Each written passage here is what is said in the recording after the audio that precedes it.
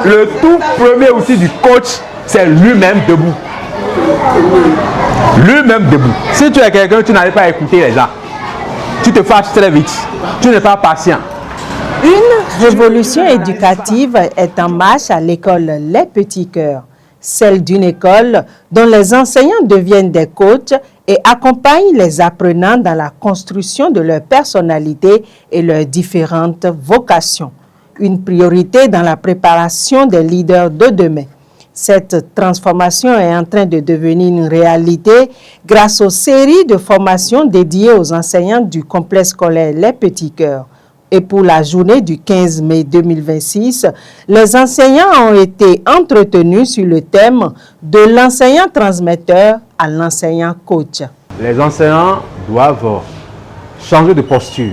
Cette posture-là qui vous permet non seulement d'accompagner l'apprenant, de l'aider à prendre conscience de son potentiel, des talents, des dons qui sont cachés en lui, mais aussi de partager votre expérience avec lui.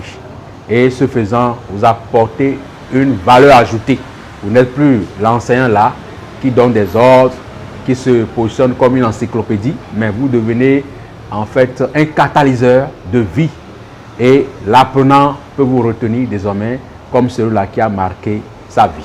Chaque enfant possède un potentiel unique. Certains excellent dans la communication, d'autres dans la créativité, le leadership, l'organisation ou encore l'esprit d'équipe.